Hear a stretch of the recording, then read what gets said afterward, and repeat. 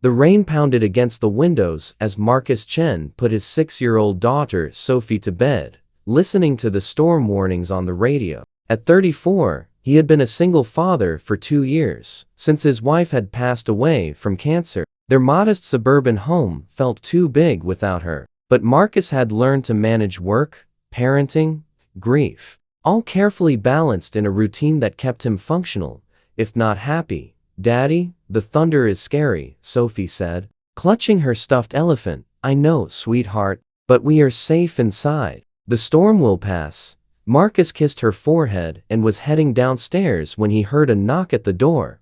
Opening it, he found a young woman standing in the pouring rain, soaked through, with 2 small children clinging to her, a boy about 4 and a girl maybe 2. Behind them in the driveway sat a car with steam rising from under the hood. "I am so sorry to bother you," the woman said, shivering. "Our car broke down right in front of your house and my phone is dead. And the storm," she looked close to tears. "Is there any way I could use your phone to call for help? Please. My kids are freezing." Marcus did not hesitate. "Come inside. All of you. Get out of that rain." The woman hesitated. "I do not want to impose." "You are not imposing. You are accepting help when you need it. Please, come in before those children catch pneumonia." Inside, Marcus quickly assessed the situation. The woman who introduced herself as Elena and her children were drenched and shivering. Her son Danny was 4, her daughter Mia was 2, and they had been driving to Elena's mother's house,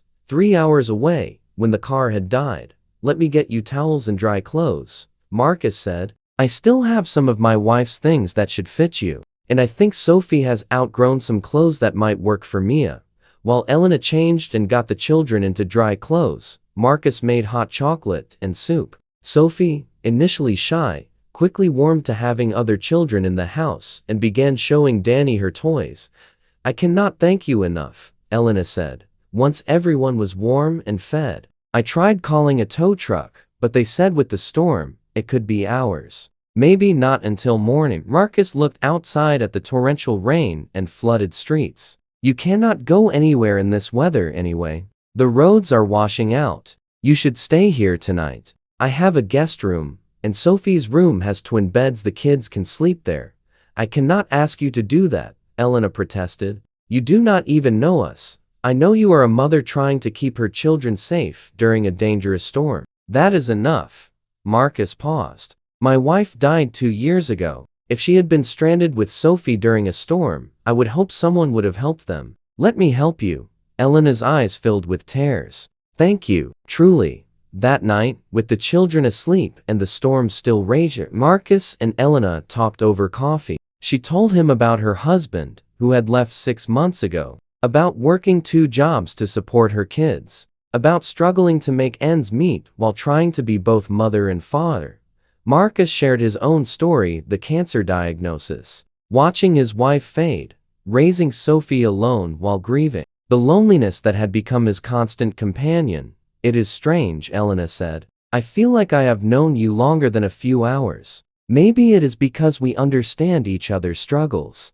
Maybe it is because crisis forces honesty," Marcus said. "We do not have the luxury of small talk when we are both just trying to survive." The next morning, the storm had passed. Marcus looked at Elena's car and shook his head. "This needs serious work. The engine is shot. It will take days, and probably cost more than the car is worth to fix." Elena's face crumpled. "I do not have money for a new car. I can barely afford rent. How am I going to get to work? How am I going to?" She stopped, overwhelmed. "Where do you live?" Marcus asked. "About 40 minutes from here. I was taking the kids to my mom's for the weekend so I could work double shifts." Marcus made a decision. "What if I helped you look for a used car? Something reliable, but affordable. And until you find one, and drive you to work. Sophie's daycare is probably near your area anyway." "Why would you do that?" Elena asked, bewildered by the kindness of this stranger. "Because you need help, and I can provide it. Because raising kids alone is hard enough without also dealing with broken down cars and impossible logistics." Because Marcus paused, surprised by his own honesty. "Because helping you makes me feel less alone." Over the following weeks, Marcus did help Elena find a reliable used car, offering to co-sign the loan when her credit was not good enough. He insisted it was not charity, but friendship, a distinction Elena slowly came to accept. But beyond the practical help, something else developed. Their children became inseparable, with Sophie thrilled to have friends, and Danny and Mia clearly benefiting from the stability Marcus provided. And Marcus and Elena found in each other someone who understood the exhaustion of single parenting, the grief of lost partners, the loneliness of facing it all alone.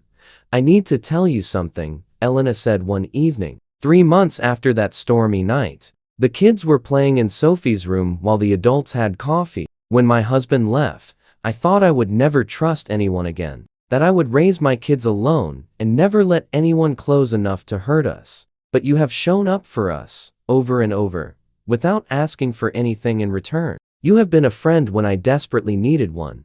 You have done the same for me," Marcus said quietly. "Sophie has not laughed this much since her mother died, and I have not felt this hopeful. You reminded me that family is not just biology, it is showing up for each other. Is this where I admit I have developed feelings for you?" Elena asked with a nervous smile. "Or is it too soon? Too complicated?" "It is definitely complicated," Marcus agreed. "We are both still healing. We both have children to consider." But, he took her hand. "I have feelings for you too. And maybe complicated is okay if we are honest about it and take it slow." They did take it slow, building their relationship carefully, always putting their children first. Sophie, Danny, and Mia became a seamless unit, siblings in everything but name. Marcus and Elena supported each other through the ongoing challenges of single parenting, shared finances to make life easier, and slowly built something neither had expected to find again: love.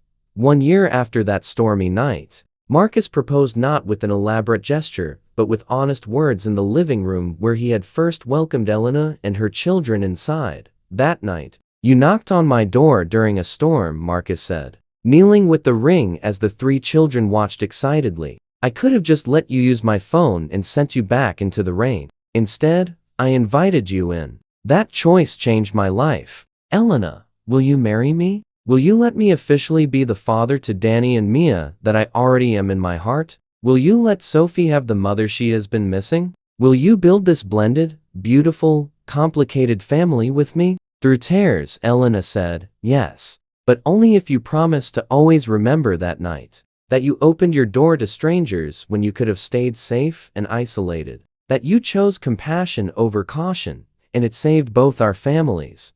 "How could I forget?" Marcus said, pulling Elena and all 3 children into a group hug. "You were stranded in a storm, and I offered shelter. Instead, you sheltered me from loneliness. We saved each other." At their wedding, surrounded by their combined families and the children who served as flower girls and ring bearer, Marcus gave a toast that made everyone cry. "A year ago, a storm brought strangers to my door. I could have given minimal help and sent them away. Instead, I let them in. That choice taught me something important: the people we help often end up helping us just as much." Elena needed shelter from a storm. I needed shelter from grief and isolation. We found it in each other. Thank you for knocking on my door. Thank you for letting me open it. If this story reminded you that opening your door to others can save you both, please like, share, and subscribe. Leave a comment about when helping someone in need changed your life too.